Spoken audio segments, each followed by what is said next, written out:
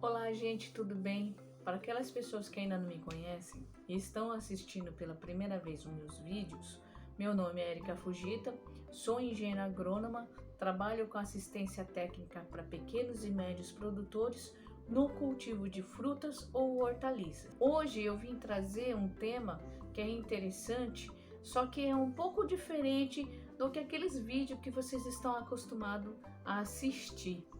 Eu reuni perguntas do mesmo tema que eu ouço quando eu estou prestando assistência técnica no campo, junto ao produtor ou produtora rural. E aí, no tema que eu agrupei essas perguntas é em relação a pós-colheita. O que seria isso? Pós-colheita nada mais é do que o momento que você retira o fruto ou quando você corta a folhosa do canteiro e destina esse produto para comercialização. Então nós chamamos essa etapa como pós-colheita. Dentro da pós-colheita ocorrem inúmeros processos nos produtos vegetais, porque eles ainda continuam respirando. Por mais que vocês tenham retirado o fruto ou retirado a hortaliça do canteiro, eles ainda vão continuar com alguns processos metabólicos, ou seja, eles estarão vivos, respirando, produzindo hormônios, consumindo energia. Por isso que as folhosas ficam amareladas, porque começam a se degradar, começam a envelhecer e os frutos se degradam conforme ele amadurece, fica bem macia. Nesse momento que fica muito macia, entra uma doença, por exemplo, oportunista, e ela já vai apodrecendo. É mais ou menos isso que acontece na pós-colheita. A única coisa que nós lutamos é fazer com que esse período que eu retirei da planta até ele começar a apodrecer seja o mais longo possível. Então, esse é um ponto fundamental no processo, até mesmo no estudo sobre pós-colheitas de frutas e hortaliças. Lembrando, dependendo do grupo de hortaliças ou frutos, eles vão ter comportamentos diferentes, tá bom? Então não vão ser os mesmos. Isso é normal. Inclusive eu, ou até mesmo você que está me ouvindo, vai ter um metabolismo diferenciado. Então isso acontece entre nós, seres humanos, e acontece entre os vegetais. Perfeito? Então vamos lá. O tipo de formato do vídeo vai ser isso. Eu juntei as perguntas relacionadas à pós-colheita que os produtores me fizeram e eu vou responder para vocês da forma que eu fiz a orientação deles a campo. Então, mais prática é impossível, tá bom? Vamos lá. Primeira pergunta que eu vou ler a vocês e aí eu vou responder e esclarecer os pontos. Por que as bananas amadurecem enquanto a casca estiver verde? Ou seja, a banana fica pronta para o consumo, o fruto, mas quando você olha o fruto, elas ainda estão verdes, dando aquela sensação que ainda não chegou no ponto. O que é que acontece com a fruta para fazer com que dentro está madura e por fora ainda não está? Você tem um desbalanço aí fisiológico. Isso pode ser determinado e denominado como um distúrbio fisiológico. Quem é que provoca esse distúrbio? Bom, você já deve ter observado que desde dezembro do ano passado até agora o clima foi bem doido. Isso a gente está sentindo na pele. Nós estamos sofrendo com esse mormaço, com essa alta umidade do ar, com esse calor intenso. A gente parece que está cozinhando, literalmente. E se nós sentimos dessa forma, imagina as plantas que não conseguem colocar um ventilador, um ar-condicionado, um sombreiro em cima dele ou algo desse tipo. Então, nesse caso, o que acontece? Se eu tenho uma planta passando por essa situação, ela vai ter um monte de respostas hormonais visando o quê? Sobrevivência. sobrevivência da minha geração, fazendo de que forma? Perpetuando a espécie, que é o que? A planta vai trabalhar com que haja o máximo possível de formação de frutas, nem que seja em escala de tamanho de frutos menores, para que assim ele consiga pelo menos vingar uma semente. Tem algumas plantas que fazem o contrário. Ela vai diminuir a quantidade de flores e vai só manter nem que seja uma fruta perfeita, levando em consideração a planta inteira. Porque daí eu tendo uma fruta perfeita, eu consigo ter sementes perfeitas que vão cair ao solo e assim produzir, desenvolver uma nova planta além daquela que foi a planta mãe.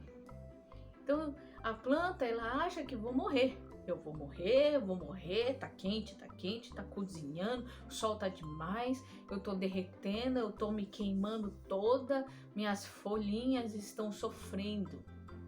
E aí o que a planta vai fazer? Ela quer ter um processo de amadurecimento mais rápido, antes que ela morra, antes que aconteça alguma coisa que ela não possa mais sobreviver. Então, dessa forma, o que eu vou fazer? Eu tenho velocidade e fisiologia muito mais acelerada. Esse metabolismo fica louco. A planta tem um monte de sinais, hormônios dentro dela, com o intuito de tentar perpetuar a espécie, porque eu vou morrer, eu vou sofrer. Enquanto eu sofrer assim, posso demorar muito para conseguir me desenvolver e recuperar o tempo perdido. Então ela vai lá, produz e acelera o processo de amadurecimento. Por isso que, no caso, a polpa da banana ela amadurece mais rápido que a casca, que se mantém verde, só que por dentro ela já está perfeita para o consumo. E aí aquela pessoa que vê isso acha esquisito, mas opa, pera lá, essa banana verde já está apodrecendo. Cara, eu comprei essa banana para comer daqui uma semana, não para comer agora e descobrir que ela está amadurecendo e já está ficando podre. Alguém me enganou. Não, ninguém enganou ninguém. É uma resposta da planta a essa característica. É muito normal, porque isso pode acontecer, certo?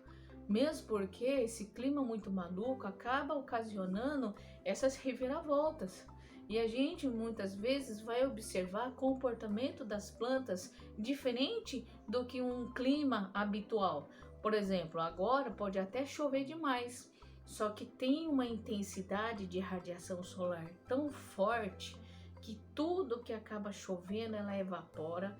Esse vapor fica aqui próximo da gente, dando essa sensação de mormaço cozinhante, não só para nós, como também para a planta. E isso deixa os hormônios pirados, loucos e assim por diante. Então esse é um fator. O que eu poderia fazer para minimizar isso? Contra o clima não tem o que ser feito. Contra o clima não dá para a gente pegar e apertar um botãozinho, baixe a temperatura. Não dá, certo? Então é simplesmente deixar passar por esse período. Infelizmente a planta vai ter que passar por ele. Frutos que vocês conseguirem colher com essas características depende do cliente que for receber. Tem pessoas que entendem, tem pessoas que vocês podem estar conversando, falando que olha, o fruto está dessa forma, mas não é porque eu fiz algo, mas é a mãe natureza que está agindo sobre nós e deixando esse fruto com essa informação metabólica muito doida. Por isso que ele acaba amadurecendo antes que a casca, né, fique amarelada. Então isso acaba acontecendo, não tem jeito. Para dano climático, para esse distúrbio fisiológico causado por temperatura e umidade elevada, infelizmente não há o que ser feito. É uma coisa que o ser humano que está com a cultura no campo aberto ainda não consegue resolver assim. Claro que existem ambientes controlados, como por exemplo casas de vegetação estufa, que você pode minimizar isso. Só que na nossa grande maioria das lavouras já não tem esse tipo de tecnologia. Bom, falando dessa parte, né, que já passou, vamos para a segunda pergunta. Por que a banana amadurece tão rápido ao ponto que não dê tempo de eu consumir? Bom, gente, isso aqui foi uma produtora, também consumidora e também que tem a venda direta aos seus clientes. E foi questionada justamente pela cliente que chegou a ela e falou: poxa vida, eu comprei a sua banana na segunda-feira e hoje na quarta está super madura. Do nada começou a ter um aceleramento, né? Uma rapidez, um processo mais acelerado. Essa aceleração fez com que ela se amadureça muito antes do que o habitual. O que poderia estar levando semana ou 10 dias, levou-se 2 dias. Então eu comprei o cacho da banana verde e de repente assim ela ficou amarela. E a polpa já começando a perder aquela resistência, ficando mais macia. Ou seja, se eu não comer essa banana ou fizer um bolo ou alguma coisa, ela vai apodrecer antes que a minha família consuma. Isso pode até ter acontecido com vocês que está assistindo esse vídeo, que comprou lá na feira, no mercado, na quitanda, ou ganhou de alguém e quando trouxe para casa aquela penca de banana verde, de repente em poucos dias ficou amarelada antes mesmo de você ter comido um único fruto. E aí de repente vocês têm que falar: eu tenho que fazer alguma coisa, senão vou perder. Ou eu divido com outras pessoas que gostam de banana madura, né, nesse ponto que está, ou eu vou lá e faço um doce ou algo parecido.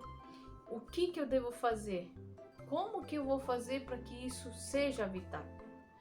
Bom, é o seguinte, antes de mais nada, a banana é uma frutífera tropical. E frutíferas tropicais, elas conseguem amadurecer fora do pé. Claro que existem exceções, não estou falando que isso vai acontecer para todas. Para todas as regras existem exceções. E nas frutíferas tropicais não é diferente. Ou seja, haverá espécies que vai amadurecer no pé somente, que depois que você retira ela estando verde, ela vai continuar verde. Mas na grande maioria das frutíferas tropicais, elas têm a capacidade de continuar o seu metabolismo depois que foi retirada da planta mãe. E quando você retira o fruto da planta mãe, até então ela tinha uma fonte de energia ali constante. Quando você retirou, ela está ali por si só. Ela foi retirada da planta mãe. Então ela está ali por si só e está se virando. E para ter esse tipo de comportamento, ela vai ficar com um processo de metabolismo mais acelerado. Vai ficar muito mais rápido. E isso também vai levar na degradação do amido. Por quê? As plantas, elas armazenam amido quando as frutas estão verdes. Elas vão engordando e crescendo porque os depósitos de amido dentro dela vai aumentando.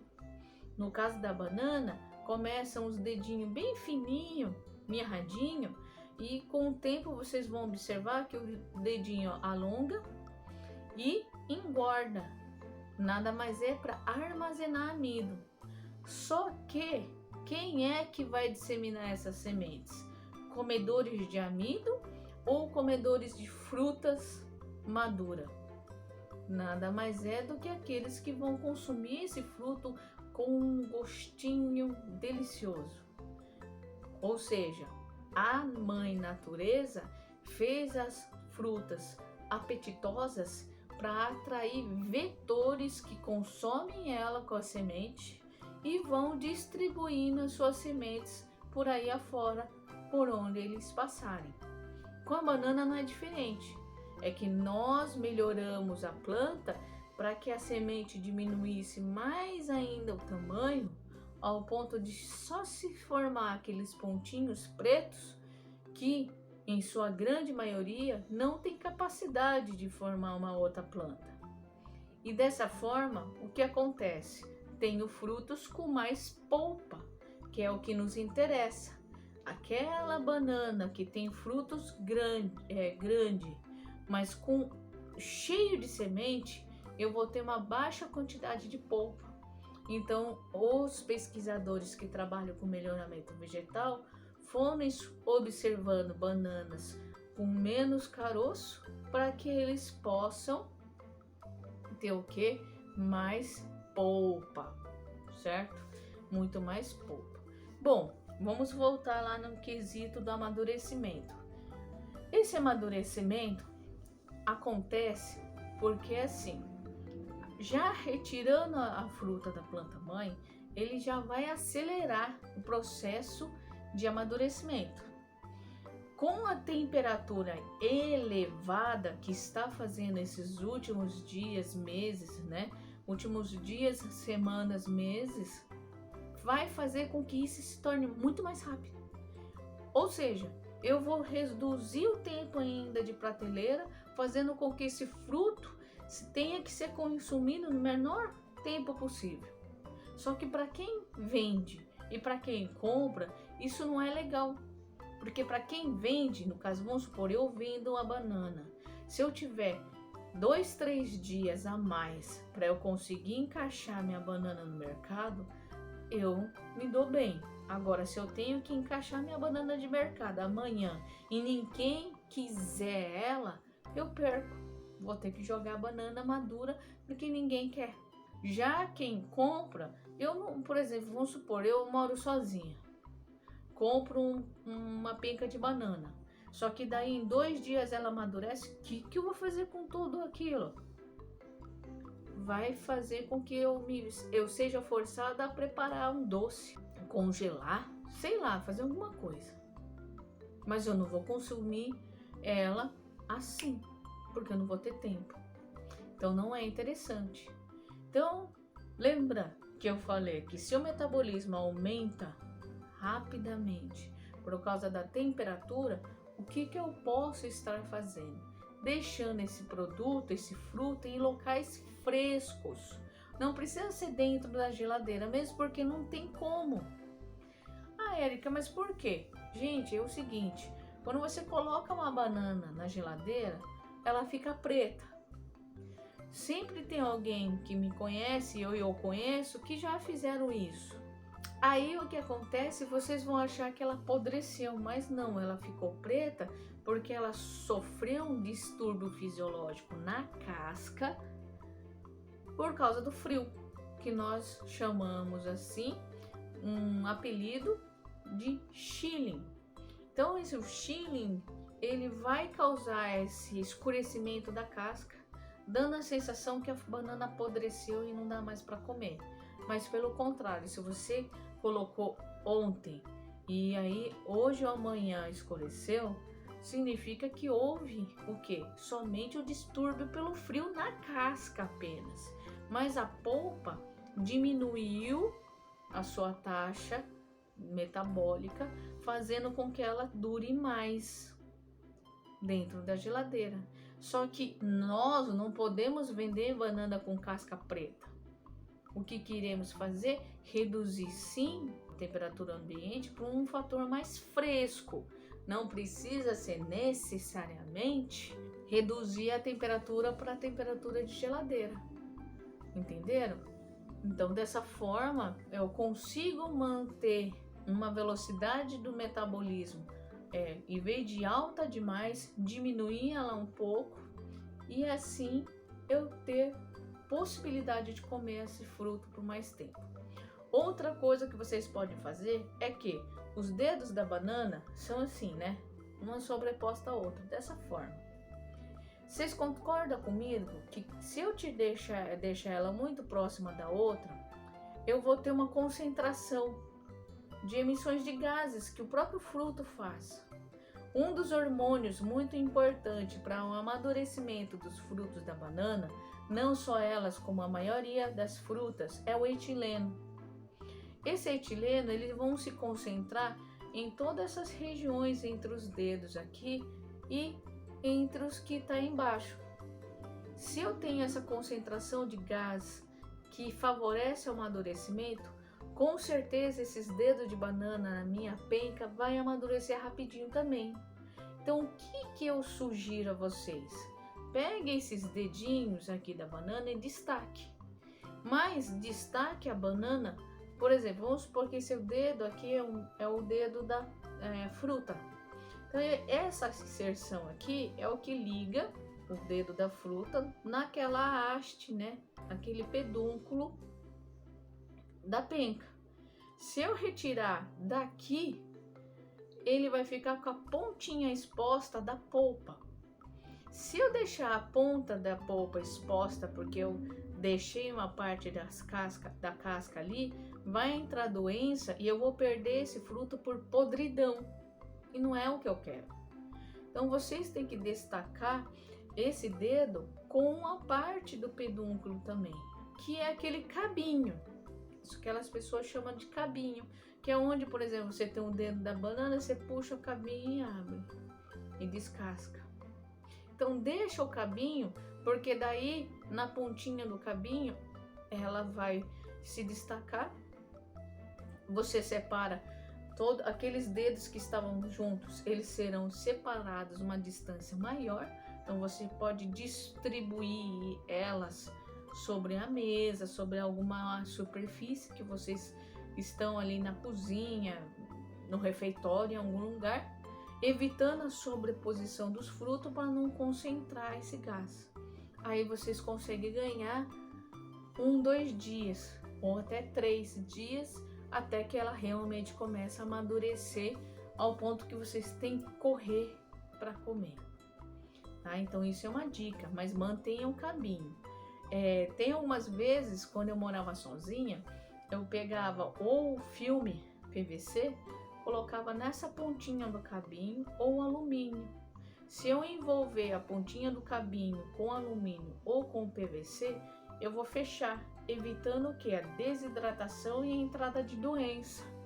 Se eu evito a desidratação e a entrada de doença, ela vai durar um bocadinho mais, certo? Então são dicas que realmente funcionam. Então espero que vocês tenham entendido, mas se precisar eu tiro mais dúvidas. Bom, vamos para outra pergunta. Por que o caqui está pequeno este ano? O caqui, no caso aqui, é o fruto.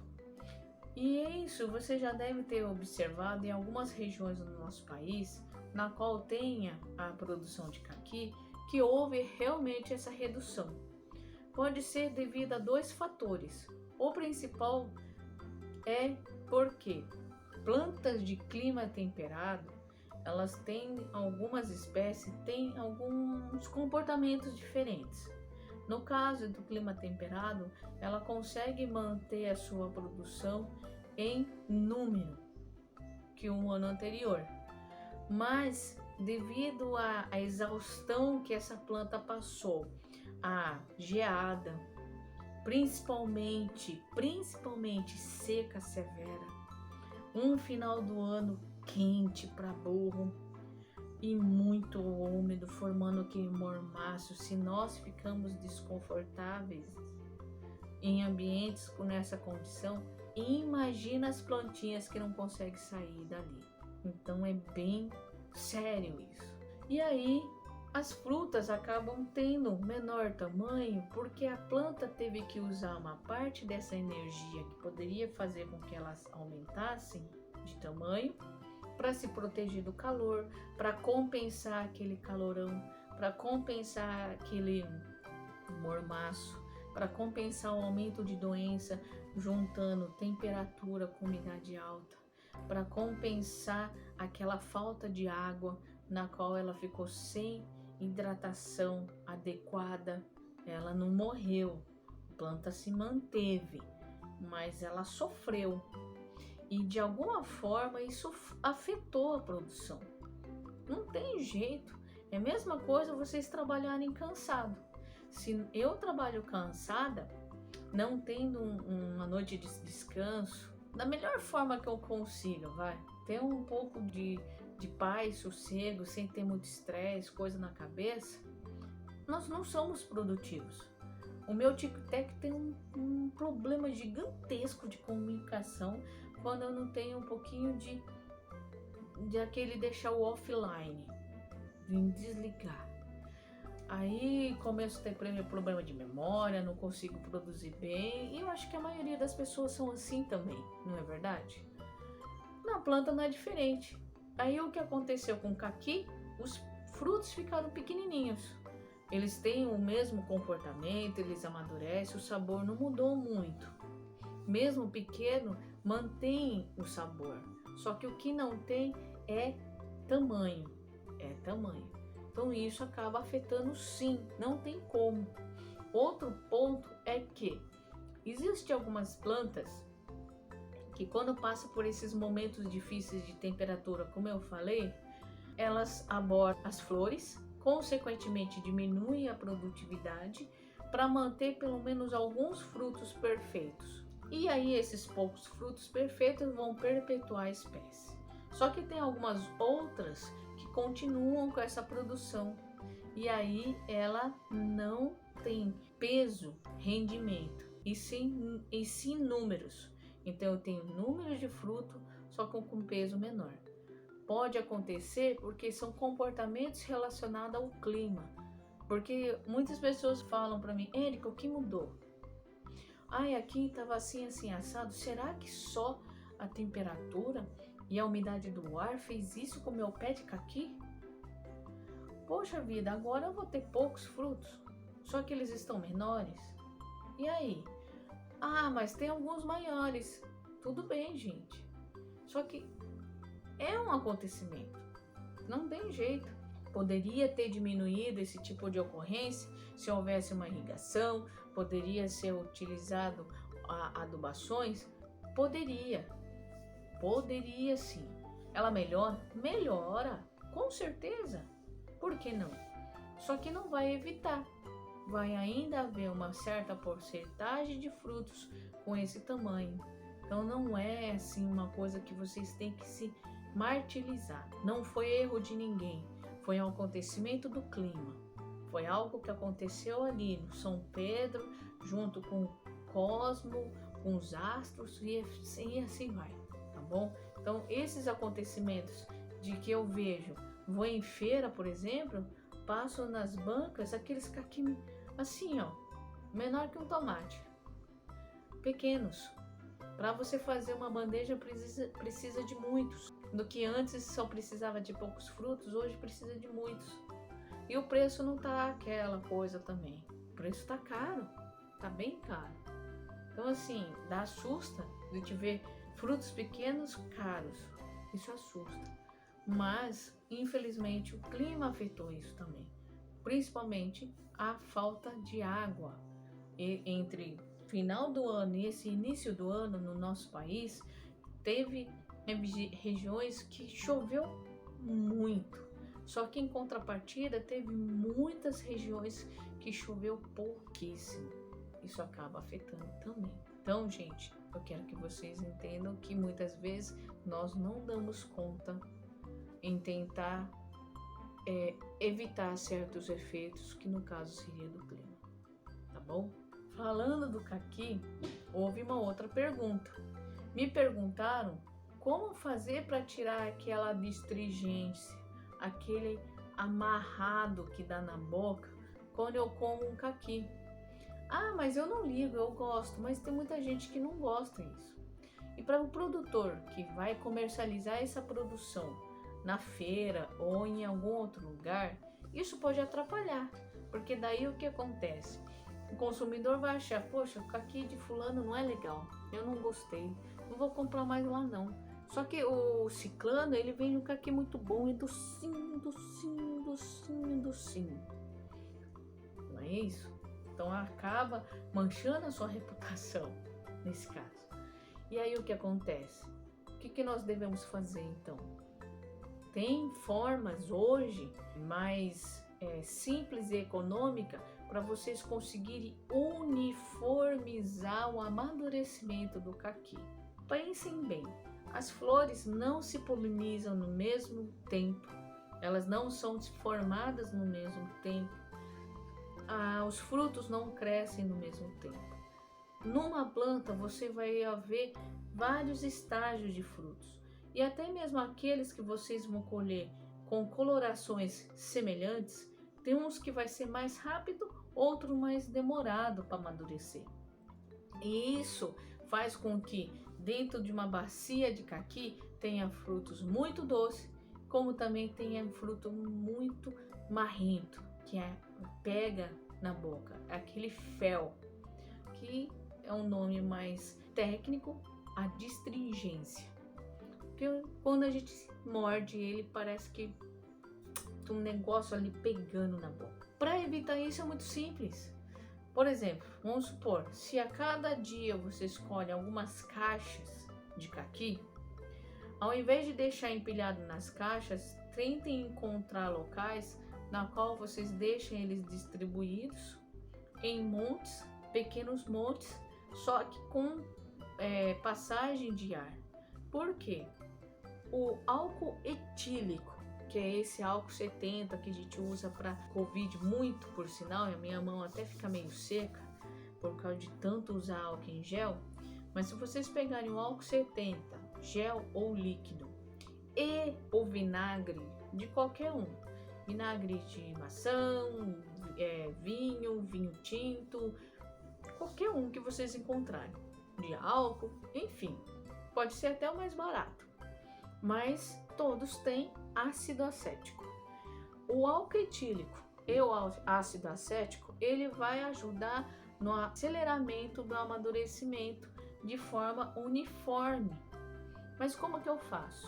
Você dispõe o caqui da forma que eu falei, em pequenos moldes, na qual tenha áreas que passem e circule o ar, e aí vocês cubram. Podem colocar vários potinhos de álcool e vinagre, distribuído ali dentro, e cobrindo para que aquele vapor do ácido acético e do álcool etílico paire entre as frutas e façam uma ação de acelerar o amadurecimento. Tem pessoas que pingam vinagre no cabinho do caqui e deixam ali. Como também vocês podem fazer dessa forma, colocando esses copinhos, tanto de álcool quanto de vinagre. Quantidade, vocês podem colocar aí, por exemplo, numa produção de 4 caixas, você pode colocar 2 potinhos por caixa, sendo que um é de álcool e outro é de vinagre, por caixa, distribuído. Aí vocês cobrem num local onde seja sombreado, com a lona para abafar isso tudo, e deixa lá por 24 horas, máximo 30. Aí vocês vão verificando e abrindo essa lona e ver como que está. Pode ser dentro em caixa de isopor, caixa de papelão bem fechado, onde você estiver. Até mesmo vocês que não comercializam e usa para o sítio, para o consumo próprio, pode fazer isso. E ele ajuda muito bem, sim. E é por amostragem, porque como não é uma técnica controlada com temperatura, umidade e emissão de gases, então tem que ser por amostragem. Pega ali, depois de 24 horas, retira o fruto e prova vários, para vocês verem como que tá esse amadurecimento em toda a área que está o caqui. Depois vocês me contam se vocês conseguiram tirar esse marrento, essa parte que pega na boca, esse fel. Eu quero saber, tá bom? Outra pergunta que me fizeram foi a seguinte: por que algumas frutíferas produzim bem num ano e no outro não? Bom, gente, é o seguinte: se no ano passado uma frutífera aí, por exemplo, a jabuticaba tem esse comportamento. Ela teve uma grande carga. Tem gente que fala, não, minha jabuticabeira carrega muito bem o ano todo. Que bom, mas tem que ter fatores para isso acontecer, porque naturalmente elas têm esse comportamento bianual. A cada 2 anos ela vai ter uma boa carga, certo? A não ser que a gente tenha uma boa irrigação e uma boa adubação, suprindo a necessidade de nutrientes para fazer com que essa planta tenha então produtividade. Caso contrário, ela vai ter esse comportamento bianual. Porque se eu tive um gasto gigantesco lá atrás, no ano passado, de energia para formar muitos frutos, este ano eu ainda não consegui recuperar. Porque se você for parar para pensar, uma planta, ela tem um metabolismo lento, não é tão acelerado assim. E se tem esse tipo de comportamento de produzir muito lá atrás, no ano passado, e pouco agora, significa que eu preciso me compensar. Como que eu vou compensar? Diminuindo minha produtividade. Ah, mas Érica, tem como você conseguir fazer com que há uma produção constante o ano todo? E de todos os anos? Sim, existe. Só que vai depender de manejo no campo. Porque, por exemplo, uma das coisas que eu sempre digo, a qualidade pós-colheita você não consegue adicionar depois que você colheu. Você só adiciona no momento que você está trabalhando com ela. Por exemplo, sabor de frutos, doçura, odor, textura, cor, você só vai ter isso melhorado com o uso do potássio. O potássio é o nutriente da pós-colheita, é o nutriente da qualidade, é um nutriente fundamental para que eu tenha frutos gostosos e que meu cliente na próxima vez me procure por causa disso. Caso contrário, não. Entendeu? Então, levando em consideração esse fator, nós temos que nos preparar antes para que esse tipo de comportamento de produção bianual seja diluído ao longo dos anos, sempre tendo algo assim com pouca variação, tá bom? Então, dessa forma eu tenho que fazer o quê? Correção do solo com calcário para poder controlar a acidez. Fazer análise do solo também é muito importante. Tentar, da melhor forma que vocês conseguirem, levar adubo para essa planta, principalmente esterco ou compostagem, caso vocês não consigam encontrar. Procurar trabalhar com o potássio, se vocês puderem, que eu sei que os custos hoje não tá fácil para ninguém e muitas vezes a gente não consegue nem encontrar o produto para ser utilizado. Esse é um ponto fundamental. A gente não consegue nem ter o que oferecer para a planta. Mas se vocês pelo menos puderem trabalhar com esterco, já vai ajudar. Porque quer queira ou não, essa planta que foi consumida pelo animal, ali presente no momento do pastejo, ela tem na sua formação o potássio e fósforo, que são minerais. Ele não evapora, ele não desaparece. Aí esses minerais, junto com a atividade do solo, ela vai ser absorvida pela planta. Então, alguma coisa de fósforo e potássio ela vai ter. Então, se hoje a gente tem esse tipo de condução com o mínimo de gasto por causa dos insumos caros, infelizmente isso vai refletir na sua colheita. Você não vai sentir o mesmo sabor, a mesma característica do fruto que você colhia antes, porque fez falta desse nutriente tão importante que é o potássio. Acaba sendo impossível muitas vezes a gente conseguir ter sabor, porque o que agrada as pessoas é o gosto, é a memória sensorial do sabor que foi ali adicionado no momento da sua formação lá atrás. Por isso que eu digo, qualidade pós-colheita, não consigo fazer nada aqui, no momento que eu tirei o fruto. Eu só posso estar trabalhando com a qualidade lá atrás. Então eu não consigo trazer nada para cá. A única coisa que eu consigo fazer é manter essa qualidade. Como? Evitar o metabolismo acelerado, reduzir a temperatura de armazenamento ao ponto de não causar dano pelo frio, condicionamento certinho, embalagem, não causar impactos. Isso é muito importante. Então esses pontos a gente pode cuidar depois que eu tiro a fruta da mãe. e eu levo até a comercialização. Mas para você ter essa produção constante, infelizmente nós temos que dar de troca para a planta alguma coisa. Caso contrário, a gente não consegue fazer muita coisa em relação à produção. Infelizmente não tem como. Aí sim o seu comportamento de bianualidade do pomar vai continuar, certo? Mas tentar diminuir, né, esse sobe e desce de produção de ano a ano. Quanto menor ela for, melhor para quem está trabalhando na roça. Impedir totalmente é muito difícil, porque é um comportamento fisiológico, mas pelo menos reduzir essa amplitude de mais e menos é o melhor. Então, quem assistiu os meus vídeos, até o momento eu agradeço muito. Peço para que todos que ainda não se inscreveram e nem clicou o sininho ali no meu canal do YouTube, Érica Fujita Oficial, faça isso. Lá vão estar todos os vídeos que eu sempre faço. E também tem a opção da minha rede social, tanto no Facebook quanto no Instagram. Então curta minha página, fique atento e receba mais vídeos para poder ajudar vocês aí. Hoje foi a dúvida desses produtores. Amanhã pode ser a sua que vou esclarecer aqui, tá bom? Até o próximo.